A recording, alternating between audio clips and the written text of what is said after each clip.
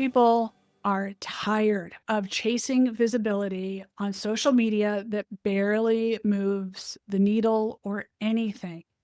That's why I offer this podcast, to give you all the insights in a nice little package. Now, you can be doing the same thing, whether you have a book out or not. And that, I think, is a big secret. But today's guest is going to give us the goods and tell us how to light a fire under ourselves so that you can land high impact podcast interviews that grow your audience even before you have a book. And that's exactly what Alice Draper is going to tell us about, because she helps experts do this through her company, Hustling Writers. And also, she's here to help you and me pitch smarter and show up better and make the most of your on-mic moments. So, Alice, thank you for being here. You are tremendous. And I've been stalking you for a while in a nice, social way, not in person. I'm so happy that our paths crossed, and thank you so much, Allison, for having me. I'm a huge fan of your work as well. Yeah, I think that very smart people, because they're busy doing the thing that they're smart at, it doesn't occur to them, maybe I should pitch a podcast. And they think that there's some milestone that has to happen for them where they then now earn the right to be a guest on a podcast. And what could we say to those people? What do you need to have? So I think it's a common belief is that you need to have achieved something in order to be someone worthy of appearing on podcasts or appearing in the media, appearing in the press. What I would say to that is that I didn't. So I can start with myself as a case study. My first podcast, my first media was me pitching. I always say that pitching was my shortcut to authority. I was young and I had done nothing cool with my life and I had achieved nothing cool, but I knew how to write the pitch. And so I started collecting bylines with publications that people recognize. And then that became the authority I had to work at PR. It was like, I know how to pitch my own stories to the media, so I can help you pitch yours. And the clients I was serving were far more impressive than I was. They had actually done things and achieved things. And so it was like a natural fit. Well, if I could pitch myself, I could pitch you. So yeah, start with that as my case study. I think that if you're a human being who has lived on this planet, you have stories. And one of the biggest mistakes people make in their pitching is they pitch their buyers. And we fall asleep when we see a buyer. You could have done the coolest things ever. You could have worked with the president and done like crazy things. But when you're just listing a bunch of accomplishments, we fall asleep. We are intrigued by stories, and everyone has a story. So if you have lived a life, you will have stories and you can start pitching right away. What a relief. You can start pitching right away. Do you think that it's because people think that they're pitching themselves as an interview subject, like they're a celebrity, that they feel like they need to have some bright shining star next to them? Or do they realize that when you're on a podcast, you're offering something? Yes, are the interviewee, but you're not talking about yourself necessarily. You have to convert or translate, interpret for the listener. I'm sharing my story, but really it's a message for you. Here's some insight. Otherwise, you're just talking about yourself. Yes. I feel like you hit the nail on the head. So two things. One, I can completely understand the discomforts because it feels like you're pitching yourself as a celebrity, especially new to pitching. It's like, who am I? I'm just, worked as a teacher for the past few years and I didn't win the Nobel Peace Prize. So why would I be someone people want to interview? So I want to normalize anyone who's listening and feel that initial discomfort, that it could the gross feeling. It's totally normal. Doesn't mean you shouldn't do it, but I feel like you can acknowledge that feeling. And then you offered, Allison, just a fantastic reframe, which is to think, instead of thinking me, you're going to interview me and everything I've ever gone through, it's how can I be in service? And that service might be tied to your story. You might have gone through something, maybe you bullied at work, and now you're in service of helping other people like combat workplace bullying. Your speaking points, things that I would talk about in a pitch of listing, the points that you would talk about after you've kind of opened with that story as the hook, would be the service. It would be, what are you offering people? What are you offering listeners who might be going through something similar? So if you are an expert in workplace bullying, you would be offering them steps on what they could take to address the situation that they might be going through. So I just think that's a brilliant reframe, is to really think like, how can I be in service of others, and not, wow, I'm so amazing, and they're going to ask me about my like amazing life story. And they might ask you about your amazing life story, but it's still your job to know that that's not really what they want to know. They're asking you, please start talking so that my audience gets a benefit. Even when Oprah interviews people, she's not just, tell me all about you. She's like, what did you learn? What should we know? What's the universal truth? How would you talk to your former self, your younger self? Is that something that we should all know? I mean, a good interviewer is interviewing you for the greater good, and they do need you to meet them more than halfway, because it's not their job to make you a great interview. Yeah, absolutely. And I think what I say, what it takes to be a great interviewee, and also probably you're the one to hint on this in your pitch, is that you are able to combine story with research, with action steps, like what can people do? And, you touching on Oprah's interview style, she absolutely does that. You relate to her guest as a human. You feel empathy for them because of what they went through. You feel empathy for Oprah because she also can get very vulnerable in her episodes. So now we have that human to human connection. We're drawn in by that story. But then it's like, okay, what is the data? What does the research say? And now what are the steps that me as the listener can take to make my life better in some shape or form because of this fantastic guest who's educating me? It's a combination of all of those three things that I think really come together for both a great pitch and a great interview. I think a lot of people think, I would love to be on a podcast, but I don't listen to that many podcasts. And the ones they listen to are like #1 in the world, or the Huberman Lab. And that's where they shut down. How do I figure out which podcasts I should pitch? Because the Huberman Lab has not emailed me back. So where do you tell people, where do you start? Especially for Yeah. those who aren't running a business. And so they're doing the thing that makes them an expert, right? Yeah, that's a great question. And I think it's one of the questions people struggle with the most. And I can completely understand why. Even when we started pitching, research was our sorest point until we figured out the strategy that really is winning. And I think it works for all forms of media, not just finding podcasts. And that is, find the people who speak to your audience but are a few steps ahead of you. So what I mean is, if you are, let's take the workplace bullying example, you're an expert in workplace bullying. Are there any other experts who are an expert on something on that or something similar? Maybe they're an expert in helping you find joy in your work again, or they're an expert in how to improve your workplace, or something like they're within that realm. They speak to a similar target audience to you. And maybe they have a bit of a bigger audience than you. You see them sharing articles they were featured in, and you see them being on podcasts all the time, and they have more people on social media, but they're not like as famous as like Andrew Huberman or Brene Brown. Yeah. You take their names, collect their names, the more people, the better. And you put their names into the podcast apps. So there's Listen Notes as a podcast app, Apple Podcasts, Spotify. And you can see all the podcasts they've been on. If they were on in the last 2 years and the podcast is still active, you can pitch that podcast. They take guests. They take guests who speak to audiences like you do. And I'm sure you will have a different angle and different topics you can talk about.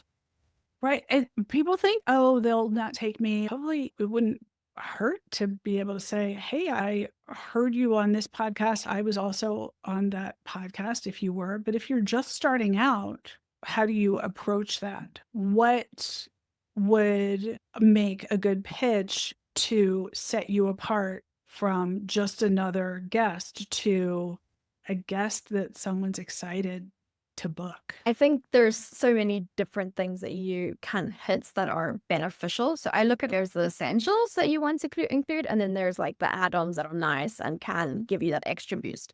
The essential: have a good pitch, have a good story, have good speaking point, have a good mini bio, and make it showcase your credibility in a very easy way. So if you've ever been on past podcast episodes, have an easy to access link. Whatever links you want them to click on, make sure you're linking it, because otherwise they will Google you and they might not find what you want them to find on Google. So having a great pitch. And I have a pitch template on my website, which is hustlingwriters.com/templates. So you were saying, use your template. Great. Thank heavens you have one.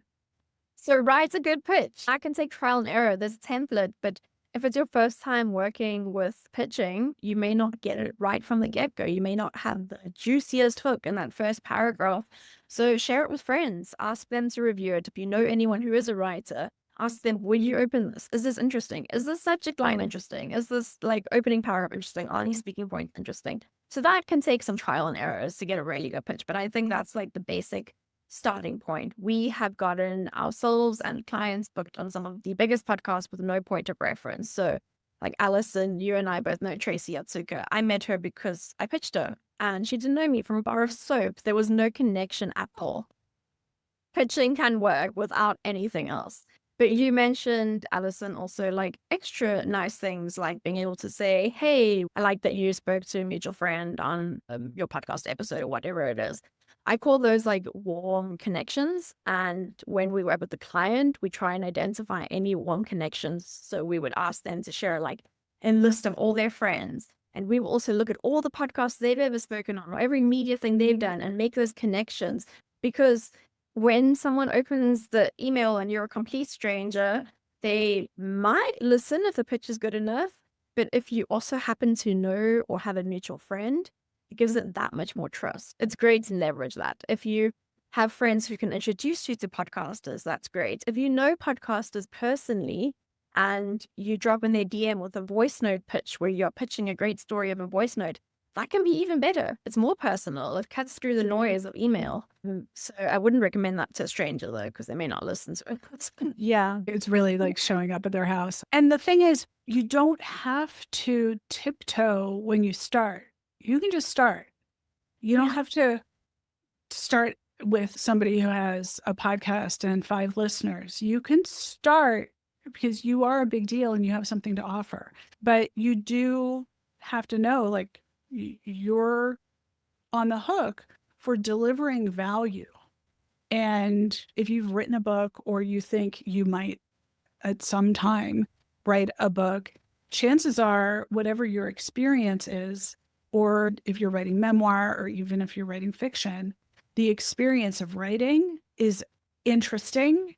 And if someone interviews you about your experience, it's your job to translate that into what that might mean for someone listening who also has a dream of someday writing a book. So you could say, this is what I did. And if I were starting again, I would do it like this. You have to actually say the words. If you're listening to this, don't do what I did. Do it like this. Take this lesson. And even better, it's nice when you have something to offer that if the listener is leaning forward, don't you like to have something to offer on your site? You're not there and then, oh, I've done it and I'm going to go home now. Now the podcast is out and the person who listened to you is now interested. The lamest thing I hear is like, you can check me out on social. I'm at AllisonLaneLit.com. No one's going to check you out because that's not a real invitation. That's like saying, let me know what I can do for you. No, that's not my job. If you're sick, let me know if you can need anything. I need you to come and clean my house when I'm sick. Thank you. But that's specific. That someone can say, yes, I'm a good friend. I will come and clean your house, Allison. And Alice, if that's you, I would love for you to come and clean my house. I'm not saying something that's super open-ended that no one really takes as. You diagnose so many great problems there. Multiple problems. Great. So one of them is being broad or asking people to take too many actions. So you said asking people to find you on social media. Another bad one is to ask people to do everything. So you say, come find me on LinkedIn and come download my lead magnet and check out my book. And do this very hard for the person listening to remember that. So I also would say one of the things I'll say when it comes to podcasting is be very clear what your agenda is. Are you here because you simply just want to spread the message?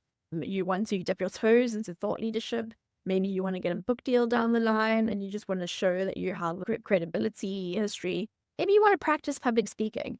If you're pitching yourself for all those reasons, experiments, like by all means, you'll get better at delivering a good message. You'll see what resonates with hosts. If you have a strategy, if you have now invested in someone, so if someone invests with me and they invest on a retainer service, want to make sure that they have a clean, good strategy. Otherwise, it can be a waste of your money. You're not just messing around to see what happens. You should have a strategy. One of the top reasons people come is because they have a book tour. So your strategy is to sell books. Like, it's a great medium to sell books because people listen to a podcast. They think this is so interesting. They can jump on Amazon and they can spend $25. Like, it's a normal habit.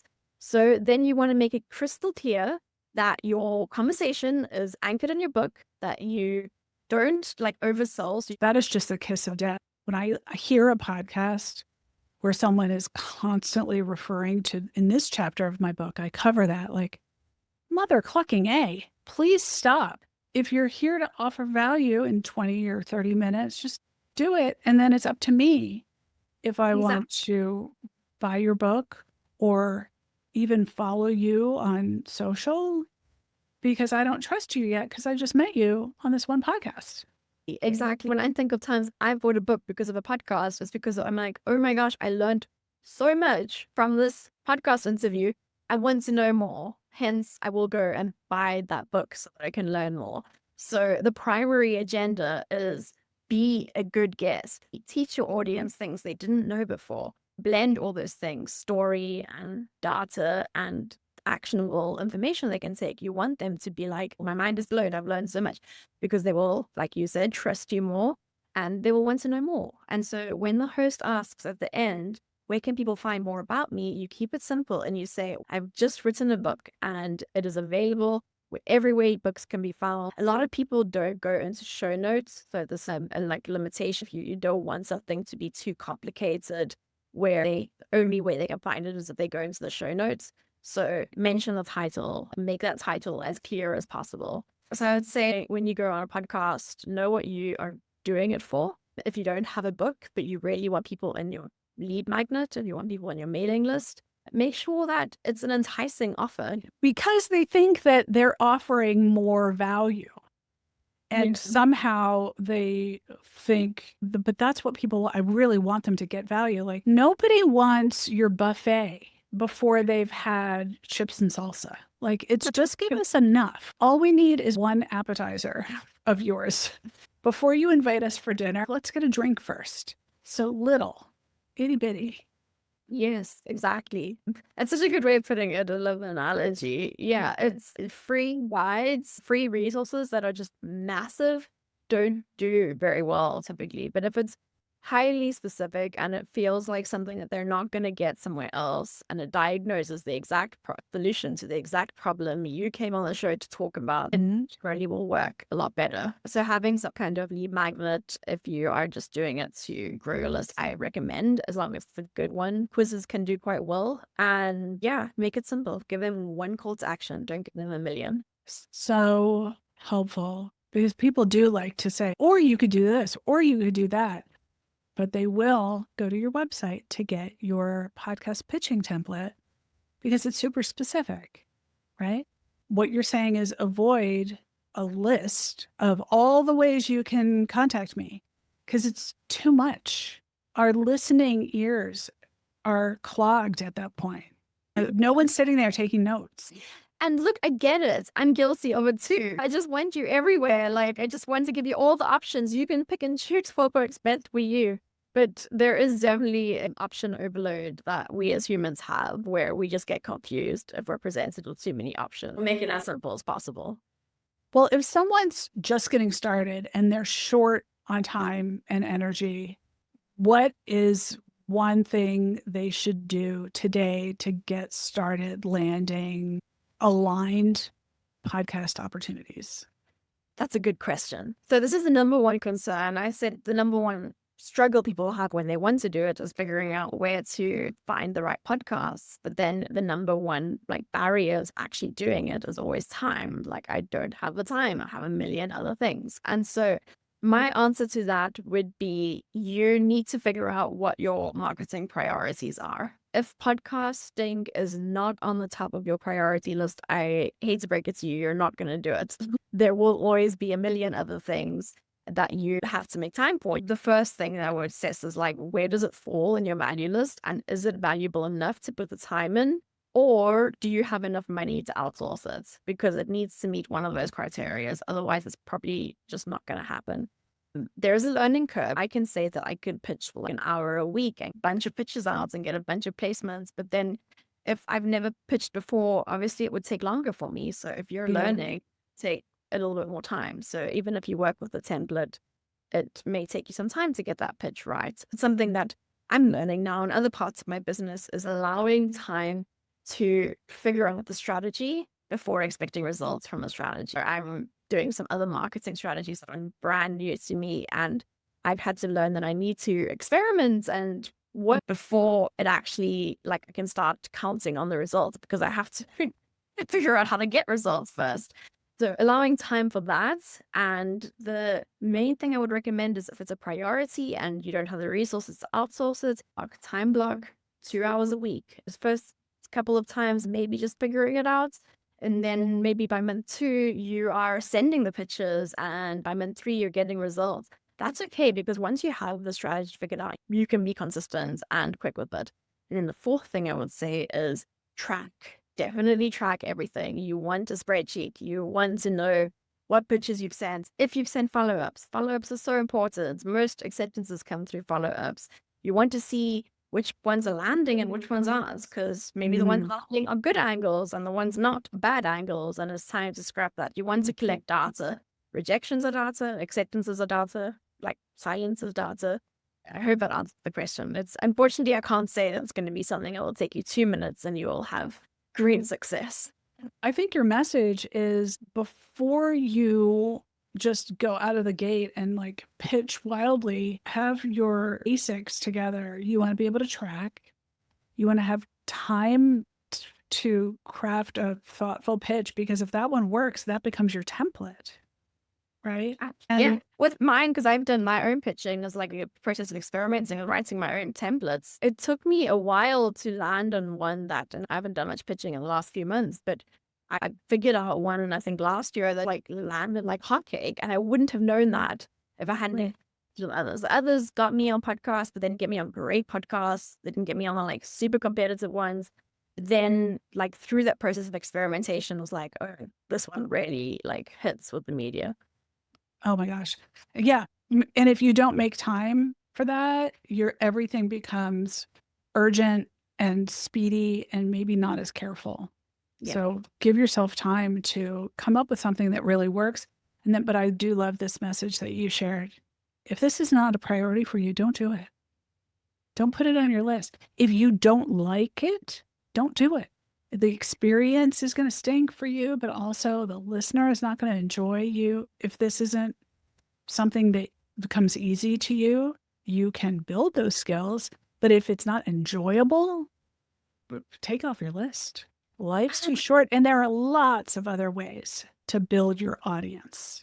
There are a million ways to show up online, and the last thing you need is to feel shame, like ashamed, because you're not showing up for the strategy you wanted to lean into because you put it on your list, and then getting really clear about what you want to do. And the same goes to, people might say, start a TikTok account. TikTok's taking off, but if you hate the medium, it could be awful, not productive for you at all.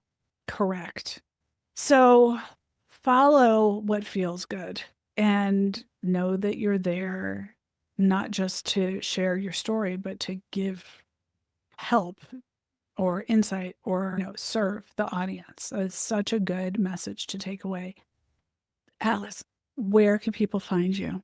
I'll say that the best thing you can do is to go to hustlingwriters.com/templates. So that's hustling, like you hustle, but hustlingwriters.com/templates. In there, it's a template, the exact template we use, and the 5 must-haves in every good pitch. I would recommend that. I have the urge to say a million more things. Thank you so much, Alice, for sharing your brilliance and your generosity in giving us what we need, which is permission to pitch ourselves to podcasts. Now, for you listening, if you're thinking, okay, I'm going to do this week, I want you to do it and then send me a note. My contact information is in the show notes. Always DM me and say, hey, I got Alice's template and I did it and I'm waiting to hear back. Just the fact that you do it is action, and that action leads to more action, and you have momentum. You can pitch one podcast a week and then, wow, that's going to feel really good. In a month, you're going to think, pitch 4 podcasts. That's really good. Yeah, that's more than you did all of last year. So good on you. We want this to be easy and enjoyable, because if it's not, you got to find something else that you're going to do, which is cool. But it is up to you, because you are in charge of your marketing. You are the one who gets to decide what feels good and what fits into your life. That's the great thing too about podcasts.